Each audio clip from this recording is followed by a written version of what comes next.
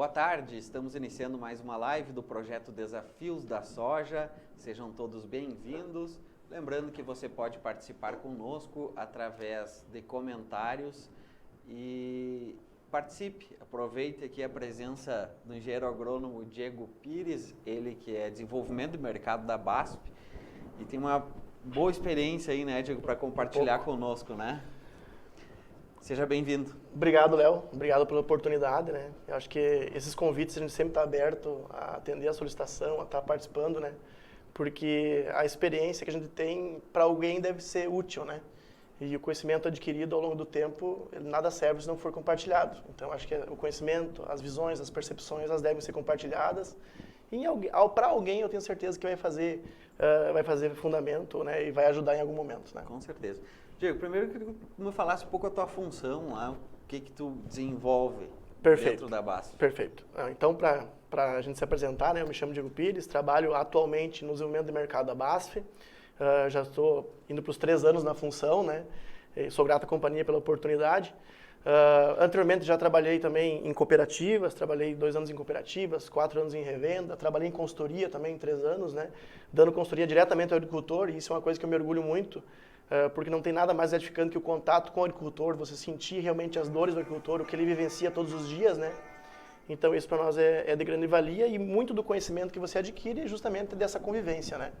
Então hoje uma coisa é você aprender na teoria e obviamente que é totalmente diferente você praticar e realmente colocar isso no campo, né? Validando isso a todo momento. Na companhia, na BASF hoje, atualmente, eu trabalho em desenvolvimento técnico de mercado, a gente faz essa ligação entre a pesquisa e a área comercial, né? Então, validando algumas ferramentas, fazendo a parte do posicionamento, entendendo como funciona um pouco melhor as ferramentas que a BASF disponibiliza no campo, principalmente trabalhando diretamente com o agricultor. Então, nós temos aí 3 departamentos distintos na BASF, vamos falar assim da parte técnica, né? Seria o desenvolvimento de produtos, que pega a parte dos hatch, os produtos em código ainda para testar, a V-dose e o alvo, né? Nós temos o desenvolvimento técnico, que é um cara que já alinha mais a dose, para que aquilo realmente funciona, e já nos larga um pouco mais posicionado na ponta. E o desenvolvimento de mercado faz a ligação, é o suporte da área comercial. O posicionamento no campo, o ajuste fino do negócio, da ferramenta, da dose, para que realmente ele vai funcionar e como vai ser feito, né? E a aplicabilidade disso aí no campo. Então a gente faz a ligação da pesquisa, um pouco de pesquisa fizemos também, e junto com a área comercial. Um dos campos de pesquisa da BASF no Brasil é aqui em Passo Fundo, né? Sim, correto. A BASF tem algumas estações de pesquisa no Brasil inteiro, né? Então a gente tem uma estação sede, que é em Santo Antônio de Posse, né? Eu tive lá semana passada. É enorme, né? Estação de pesquisa, fantástico, né? Até a gente gosta muito de ir lá para trazer conhecimento, né? E aprender um pouco mais. E tem algumas estações satélites, né? Tem em Ponta Grossa, tem aqui em Passo Fundo, né, que é o Miguel Manoso, que é o nosso desenvolvimento de produtos que fica sediado aqui em Passo Fundo. Então, Passo Fundo é um privilégio nosso ter a estação de pesquisa aqui, porque tem muitas ferramentas, né, e muitas ideias, posicionamentos que já saem daqui e, querendo ou não, tá perto da gente, da nossa realidade, é muito mais aplicado, né, esses conceitos, porque está inserido na nossa realidade. Então, não é algo que foi inventado lá em São Paulo que vai vir para Passo Fundo, é algo muitas vezes desenvolvido aqui, né, trabalhado aqui, evoluído a ideia até chegar no posicionamento final e consequentemente no agricultor, né? Então a chance da aplicabilidade e assertividade dessas ferramentas desenvolvidas aqui são maiores, né? Tá certo. Diego, estamos iniciando uma safra aí 2019-2020 já com alguns desafios, né? O primeiro deles foi esse excesso de chuva no início da semeadura, impossibilitando muitas vezes o produtor fazer essa implantação da lavoura. E também uma semeadura fora da janela ideal, aqui pelo menos na região norte, tu pega lá para os campos de cima da serra, ainda está dentro. Então, mas no geral, o produtor vai semear um pouco mais tarde, o que isso interfere? Quais são os cuidados que precisam ter devido a esse cenário? Sim, eu acho que é válido, Léo, o teu raciocínio, e esse diagnóstico, né, do que realmente está acontecendo, né? Se você fazer uma analogia dos últimos anos, o que é considerado normal para nós, né? Não vou dizer, eu questiono um pouquinho na época ideal, né? É um termo que a gente usa, mas a época ideal é muito conflitante com o momento ideal, com o solo ideal, né? Com a condição ideal. Então são duas coisas diferentes. Mas normalmente, talvez aqui no Planalto, nós estaríamos hoje, dia 21 de novembro, com 90% da nossa safra semeada. Quase que na totalidade dela semeada, né? A soja emergindo e muitas vezes já entre V4, V5, por aí. Esse ano nós tivemos um período de plantio no cedo, que começou ali início de outubro, né, 15 de outubro, parou de se semear essa soja e voltou-se, né, a fazer a semeadura a partir do dia 15 de novembro. Então nós tivemos aí praticamente 20 dias, 25 dias sem colocar um grão no chão, né, uma semente no chão. E o que isso vai acarretar? Então nós temos uma concentração de plantio muito grande. Nós saímos da janela normal, não sei se é ideal, mas a janela normal de plantio, que seria do dia 15 de outubro ao 15 de novembro, onde a gente geralmente concentra 80% da nossa semeadura, e estamos concentrando essa semeadura do dia 15 de novembro para frente. Então hoje de manhã a gente até tinha um evento aí conversando com a nossa força de vendas, né? Com 105 consultores de vendas aí no campo, né? E até o pessoal comentou, não, a semeadura não aconteceu do dia 15 de novembro ao dia 15 ao final do mês, aconteceu em uma semana, na verdade, né? Então eu saio de uma condição onde eu tinha um escalonamento de semeadura maior, que variava do dia 15 de outubro ou até um pouco antes, até o dia 20 de novembro, basicamente, né? 80% a 90% concentrado nesse período. E estou falando de uma concentração de semeadura do dia 15 de novembro até agora, ou até dezembro, ou até mais para frente, né? Então, é óbvio que isso vai acarretar em algumas mudanças de cenário, né? Então, aquilo que nós vimos no ano passado, das percepções principalmente de doenças e pragas, também começam a mudar. Porque é admitido que você tem uma concentração de plantio num período mais tarde, né? Só que aleatório a isso, ou paralelo a isso, você não deixou de plantar uma parte no cedo. Então, se existe uma ponte verde do plantio de outubro para o plantio de novembro e, consequentemente, para o plantio de dezembro para aquelas áreas mais atrasadas.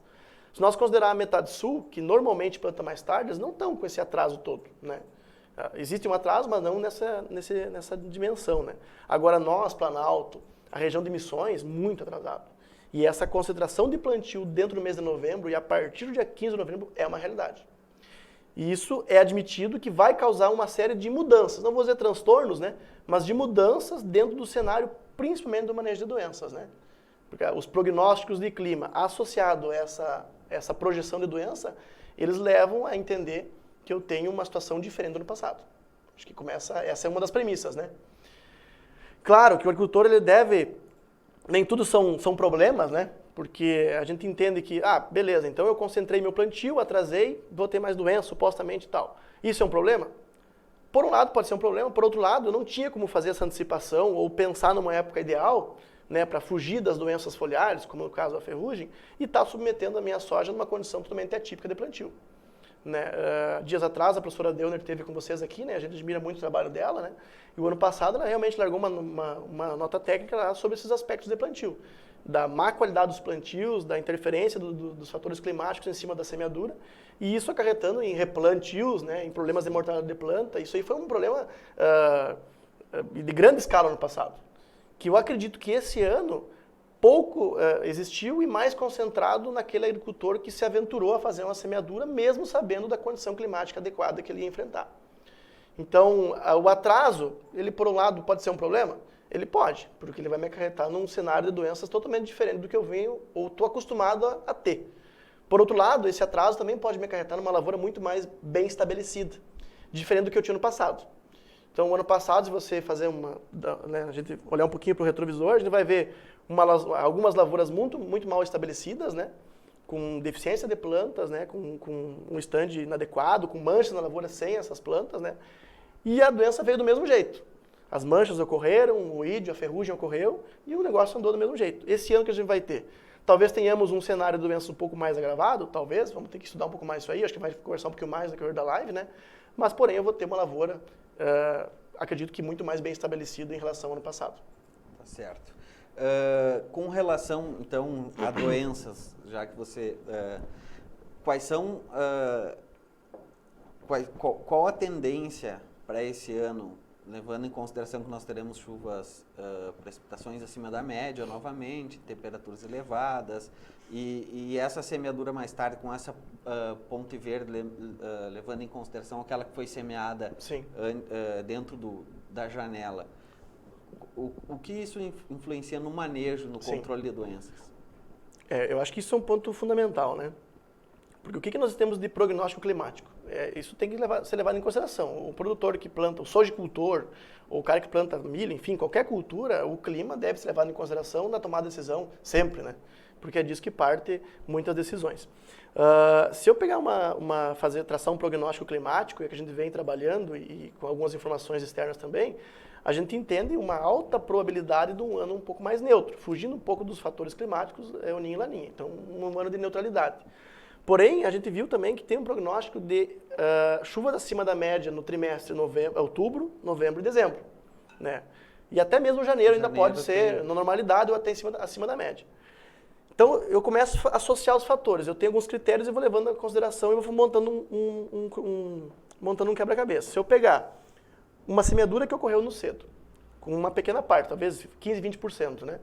Se eu pegar essa ponte verde que teve no cedo com a semeadura, a constatação de semeadura no tarde, a partir do dia 15 de novembro, talvez 80% da safra seja semeada aqui.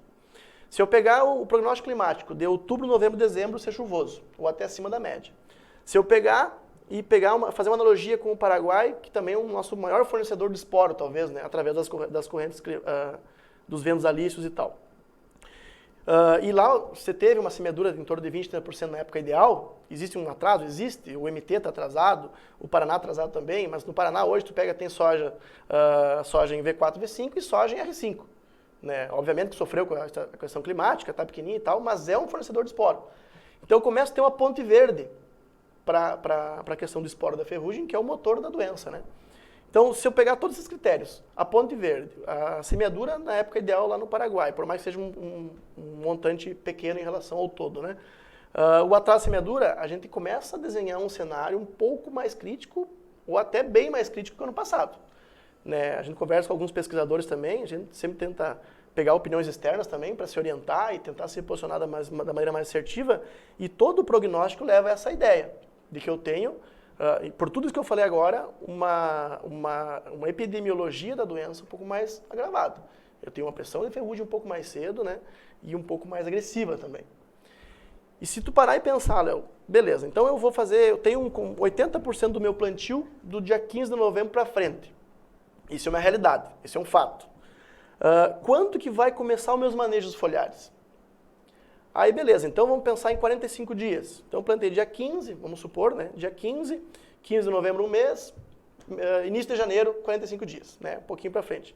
Normalmente, na média dos anos, esse início de janeiro coincide com a curva de progresso da doença ascendente, ou seja, ali começam a aparecer a ferrugem, principalmente, né, com mais intensidade.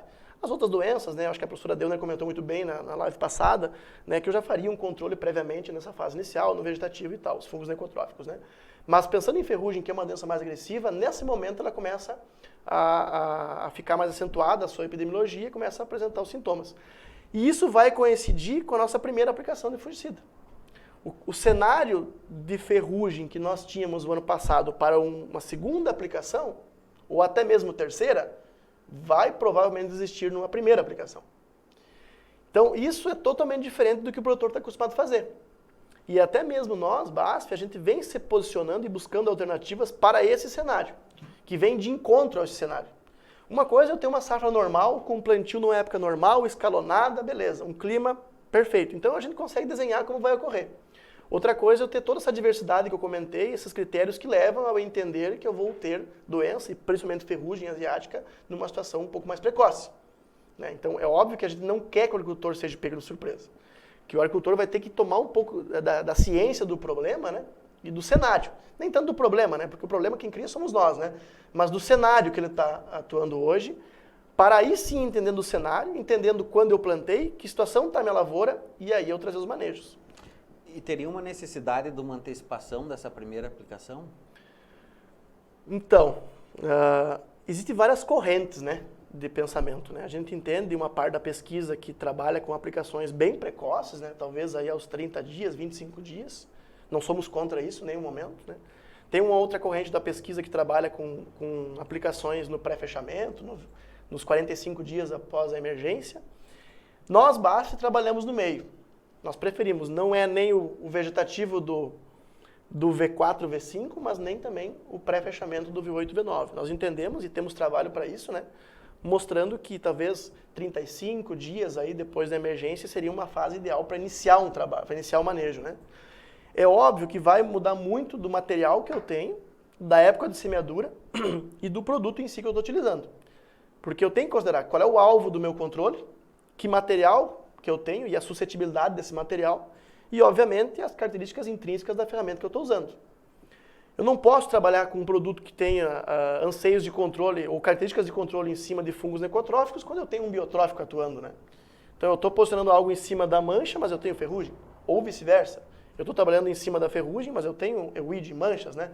Então a favorabilidade, a sensibilidade do material associada à época de plantio, o momento do ano que eu estou fazendo essa aplicação e a característica do produto tem que ser levado em consideração na hora de eu decidir o que usar.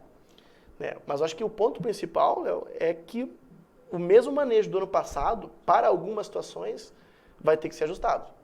Que eu não posso fazer o mesmo manejo que eu fiz no ano passado, levando em consideração que deu certo, sabendo que eu plantei em outubro e que essa primeira aplicação aconteceu no mês de dezembro.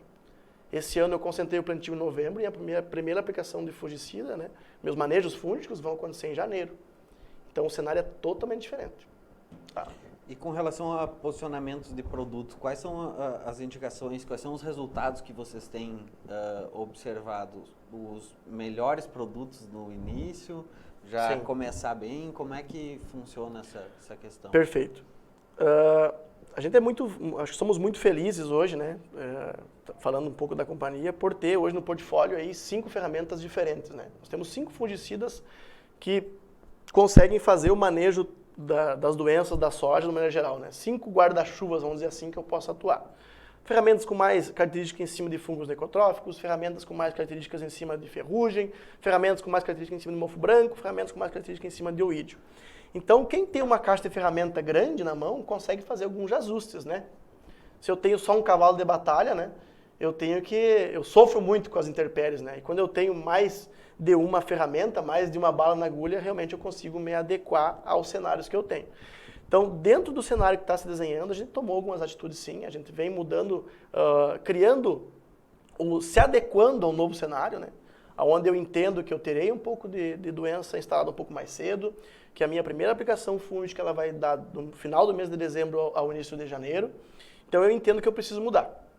Nós, BASF, tínhamos até então uma carboxamida com espirulina, pensando no manejo inicial das doenças da soja, né, no vegetativo, no V6, V7 ali, associado ao multisítio, que a gente também defende bastante, né? E nós achamos que dentro do cenário nós precisamos mudar um pouquinho. Talvez o parceiro ideal para essa carboxamida, que é uma carboxamida de amplo espectro de controle, né? Nossa fluxaperoxide, que tem um bom controle em manchas, em oídio e ferrugem também, mas ela precisa ser associada a um produto com um aspecto, uma característica mais curativa, né?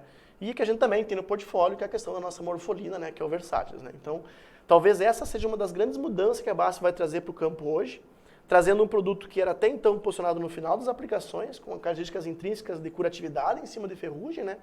Para o início do manejo.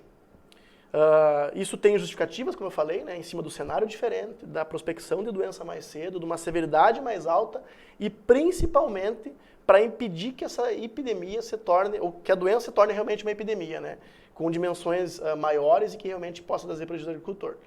Tá? Então a gente vem se posicionando diferente, a gente está trazendo algumas novidades para o campo. Hoje de manhã a gente fez um evento aqui em Passo Fundo justamente para comentar sobre isso, né, e por a minha felicidade, né, percebi que com uma grande o público absorveu a ideia, né, de fazer uma associação de uma carboxamida na fase inicial do vegetativo associada a uma morfolina que até então era posicionada unicamente no final da cultura, no final do ciclo, trazendo para o início e fazendo com que o agricultor ele administre a doença. Tem uma coisa, Leonardo, que a gente prega bastante, sabe? E eu como agricultor também, como filho do agricultor, e por estar diretamente nos ensaios trabalhando, a gente preza bastante. O agricultor, ele precisa ter na mão o controle de doenças, né? Eu sempre digo pro pessoal, né, o que é melhor, né? É uma frase grosseira, mas ela é uma verdade, né? É melhor você sobrar ciclo da cultura no final da doença, entre aspas, né? Ou seja, eu ficar sem aplicar no final da cultura, sabendo que a doença está em níveis baixos, ou sobrar doença no final do ciclo. Então a gente vê alguns agricultores aplicando 5 aplicações, 6 aplicações, a cada 10 dias, fazendo inúmeras associações, pensando ou querendo, objetivando um controle da ferrugem que não existe mais. Porque se perdeu lá no início, né? E o que a gente prega é justamente o contrário. Então vem de encontro que você falou com o momento de aplicação, com achar uma ferramenta ou uma associação que tem um efeito sobre o complexo de doenças na fase inicial e que essa doença, esse complexo de doenças seja administrado pelo agricultor. Que no final das suas 4 aplicações que ele vai fazer, que ele prospecta fazer, ele consiga chegar com a lavoura limpa, não necessitando ou pressionado pela doença para fazer uma 5ª, fazer uma 6ª aplicação. Então não é isso que a gente quer. Isso não é economicamente viável. Então, e aí esse tipo de atitude que muitas vezes inviabiliza a lavoura ou acaba deixando ou corroendo a margem do agricultor. Não é isso que a gente quer. A gente quer que ele assuma o controle da lavoura, que ele faça suas 3, 4 aplicações de uma maneira razoável, de uma maneira racional, né? E que no final a soja dele chegue limpa, não necessitando desse acúmulo de aplicações, de ativos, de associações, visando muitas vezes sair com a parte de cima só da lavoura sadia, né? A gente diz, né, só com o chapéuzinho da soja, né? Isso aí não traz produtividade, não traz rentabilidade para ninguém. Ano passado nós tivemos grandes problemas com relação a tombamento, né? A doenças de solo, né?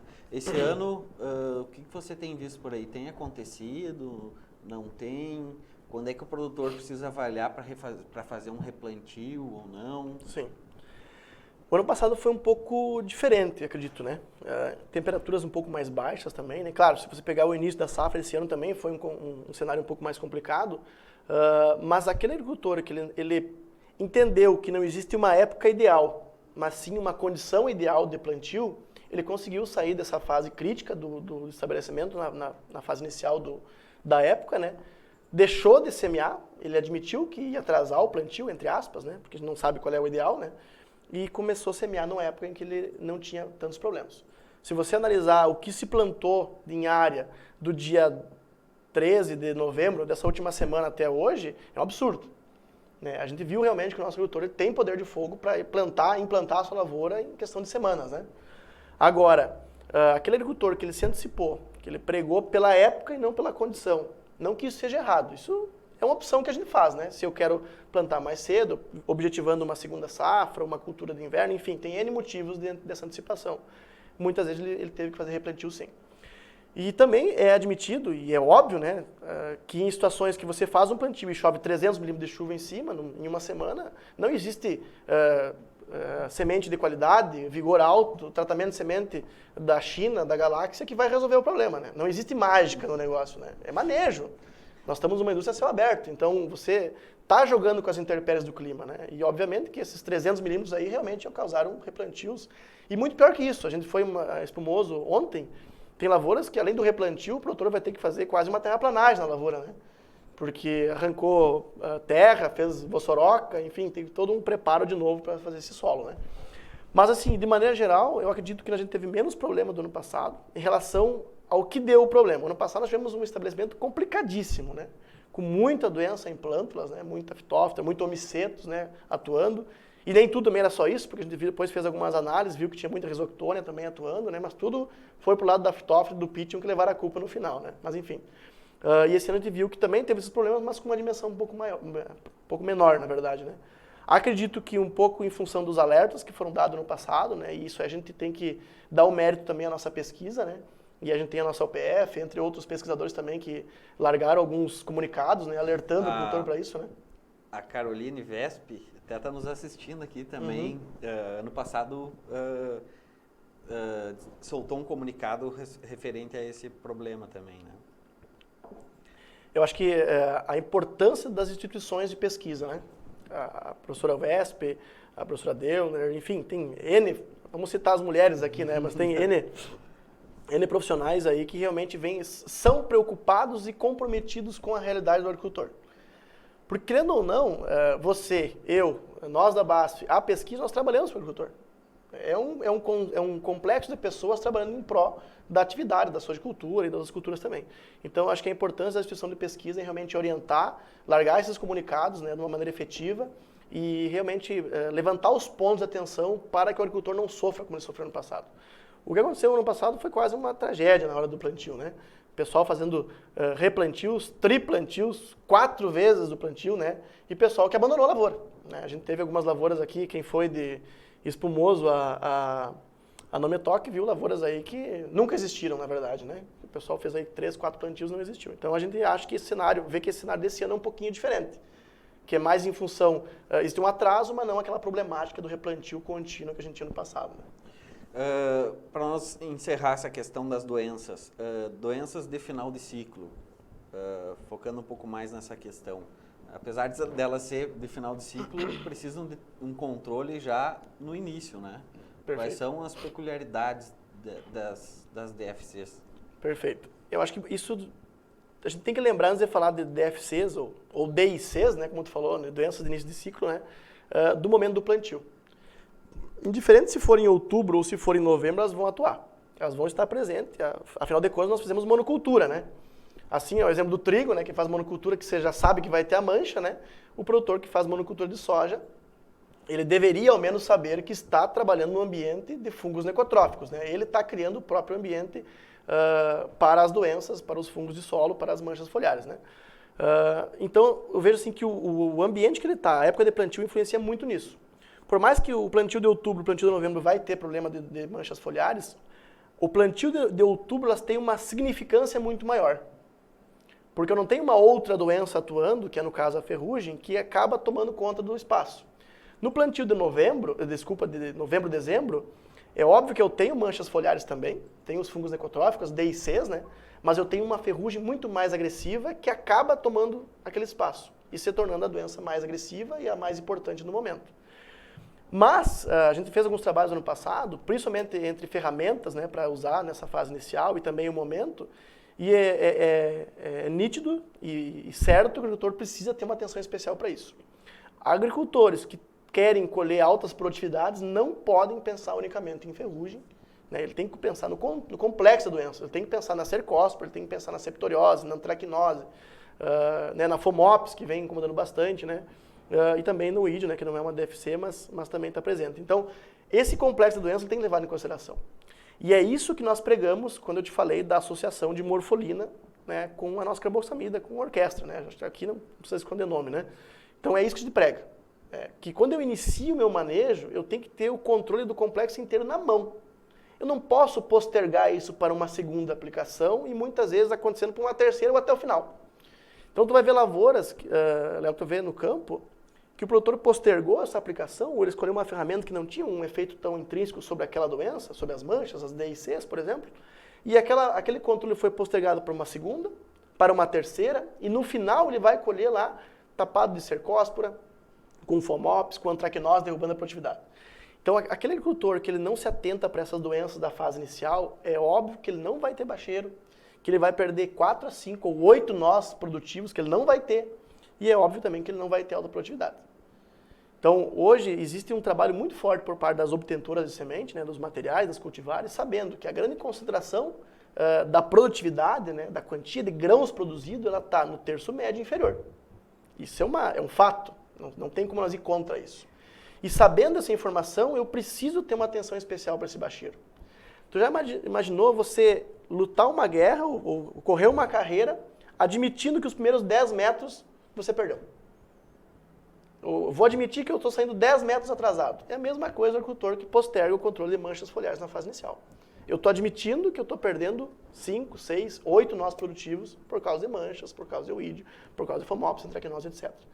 Então, quando eu pego uma associação que visa o complexo, eu pego, por exemplo, uma carboxamida de amplo espectro, né, uma fluxaperoxide, associado a uma morfolina, eu estou fechando o complexo de doenças. Eu estou sendo efetivo em todas as pontas. Né, eu estou blindando realmente essa soja, impedindo que manchas foliares ataquem, impedindo que a ferrugem se reproduza, né, e torne uma doença importante na fase inicial. Então a gente prega muito por isso, sabe? O produtor tem que administrar a doença, ou a lavoura dele. Ele é o dono da lavoura.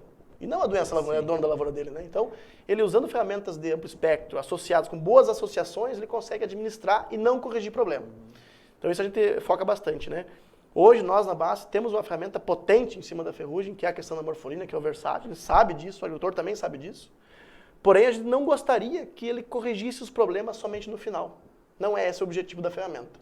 O objetivo da morfolina do versátil ele veio para entregar o controle na mão do agricultor. E esse controle passa por eu trabalhar com as ferramentas desde o início. Semana que vem nós vamos conversar com a doutora Jaqueline Novakovski a respeito do controle de mofo branco. Perfeito. Da questão do mofo branco. Mas eu gostaria que tu desse uma introdução. Ano passado eu acompanhei uma visita a alguns pesquisadores com vocês e no ensaio do Erley Reis, Dr. Erley, eu acompanhei um posicionamento dele de uns ensaios de mofo branco. E a minha percepção foi que o controle realmente da doença está no momento certo da aplicação, né? A questão do mofo branco, com certeza a professora Jaqueline vai ter uma propriedade muito maior para falar, né? Também admiro o trabalho dela. Entre os profissionais também que tem no mercado, né? Que tem uma propriedade maior para falar do assunto. A gente tem uma ferramenta importante no portfólio, né? Que até então já é o 4º ano que se destaca no controle de mofo branco, né? Que é a questão do spot, uma carboxamida, né? De uma espirulina. Mas o mofo está muito ligado à condição climática, né? Então, nós comentamos no início, né, da condição climática, a prospecção de condição climática que eu vou ter no trimestre de novembro, dezembro, janeiro. E é tranquilo e assumido que se isso realmente coincidir com chuvas no mês de janeiro, no início do mês de janeiro, final de dezembro, a gente vai ter sim germinação de apotécio, né, de escleróide, vai ter apotécio e vai ter a doença presente no campo. Então, se eu tenho um arame histórico, eu sei que tem escleróide, eu produzi escleróide na safra passada, que é a sementinha do fungo, né, do mofo branco. Se eu tiver uma condição de clima adequada, que vai ser essas chuvas ou umidade, ou a temperatura um pouco mais baixa, esse molhamento, e isso coincidir com um flor, ou até mesmo um pouco antes, é tranquilo que a gente vai ter realmente uma pressão de mofo, ou igual ou até mesmo superior no ano passado. A safra anterior à do ano passado foi muito complicado o controle, né? Porque justamente o mês de janeiro ele foi muito chuvoso, dezembro e janeiro foi muito chuvoso. E eu lembro que a gente tinha alguns alertas até do Ricardo Brustolin sobre isso, né? Que lá início de dezembro, né, antes propriamente do Natal, a gente já tinha apotécio germinado no campo. E até largou uns alertas, se preparem que o negócio vai ser complicado. Porque eu tenho clima adequado, tenho o fungo presente nas áreas, que é a questão das áreas com histórico, né? E tenho a condição climática ideal para a ocorrência da doença. E realmente ocorreu. Foi um ano terrível de mofo branco, né? A safra anterior, sem ser essa última anterior. E realmente a gente pode esperar algo talvez próximo disso, de acordo com o desenrolar do clima, né? Claro, se você pensar, Léo, que eu tenho uma semeadura um pouco mais tarde, isso pode fugir muitas vezes, né? Então daqui a pouco o florescimento vai estar descolado com a condição climática. Mas aquelas semeaduras de outubro, elas estão totalmente propensas a coincidir de florescimento, com clima, condição climática ideal, e nas áreas de histórico é tranquilo que o produtor vai ter que se preocupar com o mofo branco, sim.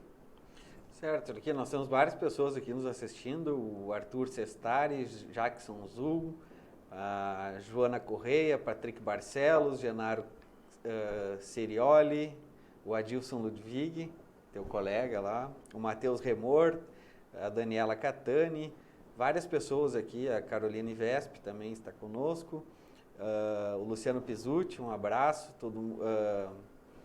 várias pessoas nos acompanhando, que eu gostaria de convidar essas pessoas para contribuir aqui com a nossa discussão, né? Sintam-se à vontade, a live, nós estamos ao Tem vivo que ter uma participação, né? Para que as pessoas possam participar, seja com perguntas, com posicionamentos, enfim, fiquem à vontade. Manejo de plantas daninhas, com uma janela menor aí que nós vamos ter, tem alguma uma influência? Precisa ter algum cuidado nesse sentido? Imaginamos que... Janela não, um período Sim. Entre a semeadura e a colheita menor, né? Vamos fazer uma analogia com o ano passado, né? A gente sempre tem que olhar para trás para tentar fazer uma prospecção para frente, né? O ano passado eu tive uma safra com estabelecimento com aqueles problemas de emergência e tal, né? Mas assim, eu tive uma continuidade no plantio, né? Esse ano nós tivemos um período interrupto, uma interrupção de plantio, onde as áreas ficaram descobertas, né? Então o agricultor muitas vezes fez uma dessecação, não conseguiu entrar, fazer a sequencial, enfim, não plantou, e nós tivemos aí uma evolução do cenário de plantas daninhas muito forte. Nunca se viu, talvez, tanta coisa nascer em pouco tempo. Nós tínhamos nos últimos dias aí situação de clima quente, chuvoso, né? E agora, nas últimas semanas, insolação. Então nasceu muita planta daninha, muita planta daninha. Muitas dessecações que foram feitas bem antecipadas tiveram que ter sido refeitas. A mesma coisa que eu passar a régua, esquecer o que eu fiz e começar o manejo de novo. Então a gente está recebendo muita foto, muito relato da agricultora aí, dos técnicos mandando, que tem muita planta nascendo nessas áreas que ficaram sem o plantio. Então, é complicado isso aí, porque não temos hoje ferramentas que entregam um controle eficiente de plantas daninhas folha larga no meio da cultura da soja. Uma coisa é eu ter um amilhã, uma coisa é eu ter um capim amargoso, muitas vezes, né? Enfim, o complexo de poáceas, né, dentro da cultura. Outra coisa é eu ter uma buva, eu ter uma trapoeraba, eu ter uma poaia, né, dentro da cultura. Então, cabe esse alerta, né? Nós ainda temos áreas para fazer plantio. Talvez metade sul, região de Missões aí, ou a região mais alta, né, de Passo Fundo para cima, aqui tem muita área a ser semeada, né? Talvez ainda tem 50% da área para ser semeada, né? E um alerta a esses agricultores que atentem para isso, né? Nós precisamos semear no limpo. Não existe regra, não existe mágica de corrigir problemas de dessecação no meio da cultura. Ou eu mato, é que nem aquela história de matar o carrapato, tem que matar a vaca, né? Então, a mesma coisa é a soja. Se eu quero controlar a buva no meio da soja, eu vou ter que matar a soja. Não tenho ferramentas eficientes para isso.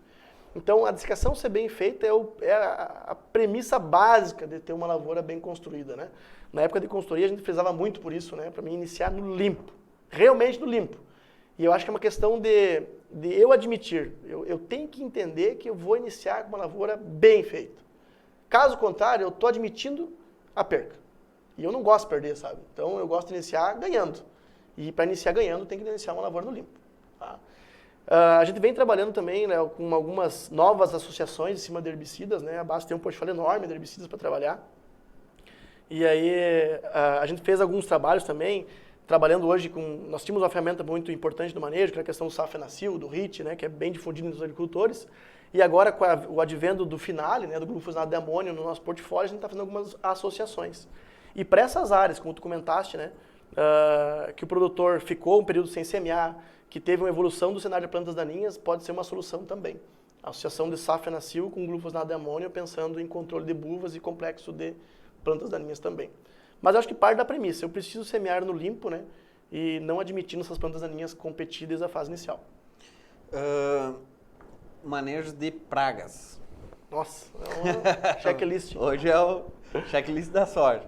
O que a gente pode esperar, né? Nos últimos anos, pensar principalmente em lagartas, né, que é o que a gente vê desde a fase inicial da cultura, né, a gente teve uma pressão um pouco mais baixa. O ano passado a gente teve, no final do ciclo, um pouco de Spodoptera já, né, incidindo sobre a cultura, os manejos, alguns manejos bem feitos tiveram um bom controle, outros o pessoal conviveu com a lagarta até o final da cultura, então vai de quem assume, né, ser parceiro ou inimigo da lagarta, né, mas enfim. O que a gente viu esse ano, e até chamo que se o doutor Maurício Pazini estiver escutando nós e olhando, ele contribua, por favor, né? Ele vem nos alertando sobre essa ponte verde e essa migração da lagarta, né, dessa praga aí dentro das culturas. Nós tivemos ano passado uma lagarta Spodoptera frugiperda e outros gêneros também interagindo na soja no final do ciclo. Essa lagarta, ela saiu da soja, não vou dizer que diretamente, mas ela saiu da soja, entrou nas áreas de pastagem, aveia, com hábito de rosca, né? Então muitas lavouras foram ralhadas, né, nas pastagens e nas coberturas verdes em cima dela por causa do lagarta, frugiperda, Spodoptera, né, com hábito de rosca. Da lavoura de pastagem, até recebeu bastante ligação do pessoal lá da campanha, né, com problema de estabelecimento de aveia, ela veio para o trigo. Então as missões têm um problema sério de incidência de lagarta, de Spodoptera em trigo, trabalhando como rosca, então o produtor não via, quando via a lavoura começava a diminuir o seu stand, né, comendo dentro do chão. Depois ela saiu desse trigo e entrou no milho, então nunca se viu talvez um ano tão complicado de controlar a lagarta em milho, muito problema. As tecnologias realmente não aguentaram, né, ou a maioria delas não aguentaram, e a lagarta se estabeleceu. E o que nós esperamos agora, né? Imagina que nós temos quase um ano, fechando o ciclo de novo, com essa migração de Spodoptera agindo nos sistemas, né? Então, obviamente, nós vamos ter sim uma incidência, e nós não é vamos ter, nós temos essa incidência de Spodoptera nas áreas já implantadas de soja. Nós temos nossos ensaios também, eu conduzo ensaios em Espumoso, em Passo Fundo, em Sarandi e em Não Me Toque. Na maioria das áreas, dessas áreas implantadas, o que está sendo implantada, a gente vê lagarta na palhada. Então, isso é de extrema importância. Se o agricultor não se ligar para isso, ele não for lá monitorar, abrir a palha, ver a lagarta, qual lagarta é, né, o indicativo da espécie, e realmente trabalhar com produtos específicos ou produtos que têm uma ação em cima desse alvo, ele vai ter perda de stand por lagarta. E não queríamos, né, que houvesse replantes ou perda de plantas, né, por causa de um inseto que, em tese, pode ser controlado de uma maneira um pouco mais tranquila, desde que feita uma análise prévia, né, um diagnóstico prévio. Então, acho que cabe um alerta, sim, para os agricultores, né, dar uma olhadinha na lavoura lá, porque existiu essa ponte verde, né? O pessoal vem nos alertando sobre isso, né? E nem todas as ferramentas são eficientes. Eu preciso realmente entender o que eu tenho na mão, qual é a minha arma, né? E qual é o meu alvo, e daí sim fazer a interação. Não é sair aplicando a rodo aí qualquer ferramenta, né? Principalmente os baratinhos, né? Porque talvez eu não vou ter a eficiência em cima de uma praga tão importante, difícil de controlar, que nem a lagarta spodoptera. Certo, nós temos aqui o pessoal nos assistindo aqui, o Marcos Puma aqui lhe dando os parabéns pelo conhecimento e a tua capacidade de comunicar, e realmente, tu tem essa capacidade, se comunica muito bem, Diego. Porque os dias acho que vão trocar, tu assume o meu lugar aqui. Eu não vou ter meus conhecimentos para ir para o teu lugar, eu vou ter que fazer outra coisa. Quem fala do que gosta, fala por bastante tempo, né? Diego, nós falamos hoje sobre um ano que vai ter muita pressão de doenças, pressão de lagartas, pressão de plantas daninhas, e o produtor não pode ficar apenas esperando que os produtos ou os químicos vão resolver o problema. Senão, vai chegar um ponto que vai se exaurir, né? O produtor não vai ter condições, o custo vai continuar elevando, vai se tornar muito caro. Falando em boas práticas agronômicas, perfeito. Aí falando não só nessa cultura, mas, enfim, quais são qual o posicionamento da BASF para que o manejo contribua também e seja aliado aos produtos para que tenhamos uma produção eficiente? Eu quero deixar bem claro assim, Léo, eu trabalho numa empresa química, né, mas nós somos contra os exageros, sabe? Não existe mágica que vai dar certo, né? Existe manejo. Né? Manejo. Nós trabalhamos com insetos, como tu falou, com pragas, com plantas daninhas, com seres vivos, com fungos biotróficos e necrotróficos, enfim. É muito dinâmico esse negócio. Nós temos uma fábrica de destruir produto, né? A céu aberto. A verdade é essa. Quantas ferramentas se perdeu ao longo do tempo? E quantas irão se perder ainda, né? Então, essa responsabilidade de fazer com que a longevidade dos produtos seja longínquo, enfim, tenha longevidade, ela passa por os setores assumirem suas responsabilidades. Né? A indústria química tem que assumir o seu papel na busca de novas moléculas e na boa orientação do uso das ferramentas. Os nossos recomendantes, eles precisam estar cientes do que estão trabalhando e seguir essa recomendação, esse posicionamento. Por isso que a gente até atrita bastante com alguns profissionais. Não, mas eu quero fazer desse jeito. Não, cara. A gente trabalhou anos em cima da molécula. Né? Nós trabalhamos com as associações, com os posicionamentos, com a dose, etc, etc. E entregamos um pacote de informações e critérios de aplicação para que o negócio dê certo, né? E tenha longevidade. E aí você vê na ponta, você vê muitas vezes lá destruir essa recomendação. Né? Então, passa por a gente assumir a responsabilidade. A indústria tem sua responsabilidade, a distribuição tem a sua responsabilidade em transmitir esse conhecimento, e o agricultor também é muito responsável pela longevidade das ferramentas, né, pelo bom manejo, pelo bom uso. E ele tem que assumir que não existe uma cartola de você tirar coisas novas a todo momento. Não, eu tenho um problema X porque o produto Y não funciona mais, a BASF, me dá mais um negócio novo aí que eu vou colocar aqui e vai resolver. Não é assim que funciona. Existe muito dinheiro investido para fazer com que uma ferramenta surja e traga benefícios ao setor, e eles devem ser preservados. Um exemplo prático disso é que nós vimos comentando lá do início, como eu comentei, da nossa opção de posicionamento, né, de trazer Versace do final do manejo para o início. Esse é um dos critérios, é um exemplo claro que a gente tem da preocupação com a ferramenta. Eu tenho hoje uma ferramenta robusta no controle de ferrugem, né, e de oídio também, porém, assumiu-se que ele tem função nas últimas aplicações. E assumiu-se também que ele vai estar sempre colocando no fogo, onde eu tenho uma alta pressão de doença, onde eu estou estimulando uma resistência a qualquer momento. E muitas vezes associada a ferramentas que já não têm a sua performance pronunciada, não sendo um parceiro ideal. Então, esse é um dos objetivos dessa configuração que eu comentei antes, é preservar a molécula. Para que eu vou estimular ao uso num cenário inadequado? Né? Se eu tenho hoje ferramentas no mercado, tratando desse assunto, né, que já vem na sua formação uma característica pronta para isso. E aí tu falaste do professor Erlei, né? O professor Erlei é um entusiasta dos multissítios, né? Sim. Eu admiro muito ele pelo esse trabalho, né? E hoje eu tenho no mercado, e ele ajudou a construir isso também, muitas ferramentas, né? Que já vem com a mistura pronta de multissítios, de triazóides, spirulinas, que tem uma característica intrínseca para fazer no final das aplicações. Então, essa questão do manejo eficiente, da questão das responsabilidades é o setor inteiro. Eu não posso assumir que sozinho a BASF vai fazer com que as ferramentas tenham mais longevidade, não vai. Eu preciso de um comprometimento de toda a cadeia, né? E essa questão dos manejos, como tu falaste, o termo dos cuidados agronômicos, né, das práticas culturais, né, das boas práticas, elas são fundamentais para a longevidade dos produtos. Então, se o agricultor ele acha que tem uma ferramenta X no manejo dele, que ele está trazendo benefícios, cuide. Né? Cuide da ferramenta. Ajude-nos a cuidar para que isso nos entregue produtividades, controles por mais tempo. Porque nós não temos toda hora como tirar uma ferramenta do bolso, né, e colocar na mesa e dizer que funciona.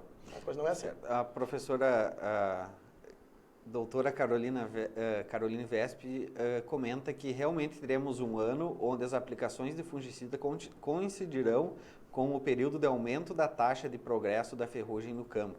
A utilização de produtos com potencial curativo já na primeira aplicação vai ser um dos diferenciais do manejo. Outro ponto importante é o uso de multissítio em todas as aplicações. Este ano não é um ano para abrir mão do multissítio. Com certeza isso vai refletir em rentabilidade. Obrigado, professora, excelente comentário. Pelo comentário. Se me permite pegar o gancho do comentário da professora, né? Eu achei que é pertinente e totalmente correto, concordo plenamente com ela, né? Eu acho que a gente também tem um ponto de atenção em linha do que ela falou, né, de trazer produtos com aspectos curativos já na fase inicial, mas também o produtor dá uma analisada do que realmente vem funcionando, né, nessa questão de curatividade. Né. Os últimos comunicados do FRAC aí nos deram um alerta, né, em cima de algumas novas resistências, em cima de triazóis, em cima de proticonazol, principalmente, né. Então, tomar um pouquinho de cuidado na escolha de uma ferramenta com aspectos curativos, se realmente vem tendo uma boa eficiência, né? Então a gente viu que muitas ferramentas, muitos triazóis aí se perderam ao longo do tempo, né? E vem perdendo sua taxa de controle e obviamente não serão as melhores alternativas para estar associando a outras ferramentas na fase inicial. O Jackson Zul pergunta qual a importância do tratamento de semente dentro do manejo de doenças. Olha só, beleza, né? Não existe hoje como eu jogar todo o meu manejo fúngico, ou o complexo de doenças, o meu controle do complexo de doenças fúngicas na partéria. Ele começa lá no cedo, lá no TS.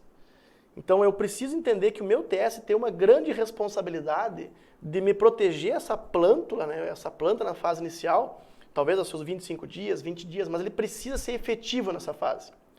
Então eu não posso jogar toda a responsabilidade do manejo de doenças na partéria. Não posso fazer isso. Eu estou sendo desleal com o manejo, né? Então ele deve iniciar com o TS, e para iniciar com o TS eu preciso entender que eu preciso de ferramentas que me controlem o complexo da doença. Novamente, quais são as doenças que começam, que vão sempre iniciar ou vão primeiro incidir na cultura? São aquelas que estão presentes no cenário, naquele ambiente, que são os fungos necrotróficos, né? Então é assumido que eu preciso de ferramentas no TS que tenham um controle intrínseco sobre essas doenças, né? Que me dão a proteção sobre aquilo que está no ambiente. Que o primeiro adversário da minha planta é aquilo que está no ambiente. Então esse TS tem uma grande responsabilidade de me dar essa proteção nos períodos iniciais. A partir daí, ele não vai chegar, não vai encontrar a proteção fúngica de parte aérea, e eu vou precisar nesse meio termo aí entender que eu preciso de mais proteção. Mas não consigo ver um manejo de doenças eficiente se eu não fazer uma boa escolha, uma escolha de um bom TS. Então entender que talvez os benzimidazóis aí tem uma função interessante nessa parte, né? Um tiofanato metílico, um carbendazim, enfim, aí tem N ferramentas, né? Que me dão esse lastro, né? Me dão essa proteção inicial, talvez de 15, 20 dias, né?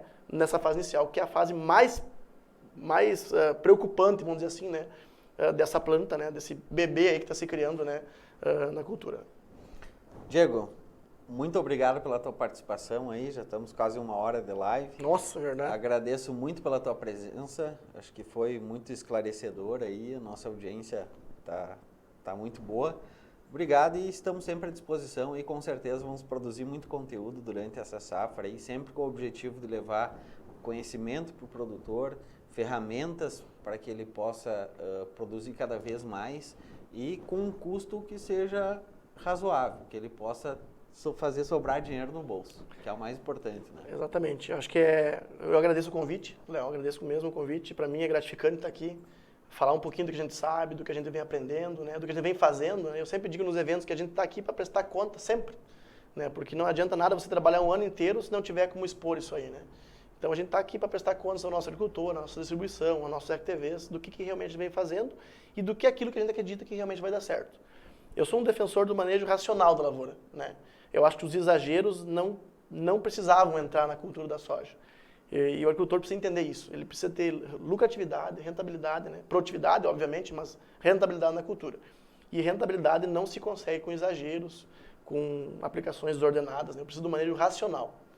E a gente coloca a BASF, né, o desenvolvimento de mercado da BASF, né, a área técnica da BASF à disposição do agricultor para realmente tirar dúvidas, né, e juntos a gente co-criar um manejo que seja mais adequado à realidade dele. A gente vem falando muito em customização de manejo, né? Hoje você quer um atendimento customizado para a tua realidade, eu também, o agricultor também. Então ele vai ter uma lavoura numa época X, uma cultivar com uma sensibilidade X, num cenário X. Então ele precisa do manejo customizado para ele. Eu não existe mais a receita de bolo, né? Eu sempre digo que técnicos compram soluções, não compram receitas, né? E a gente parte da premissa que a nossa distribuição, que os nossos agrônomos de campo aí, né? Eles são técnicos. E eles querem soluções, querem manejos customizados para a sua realidade. Não aquela receita de bolo que pega todo mundo, tá? Então a gente coloca à disposição aí e ficamos sempre prontos aí para atender o chamado ou trocar algumas informações. Tá certo.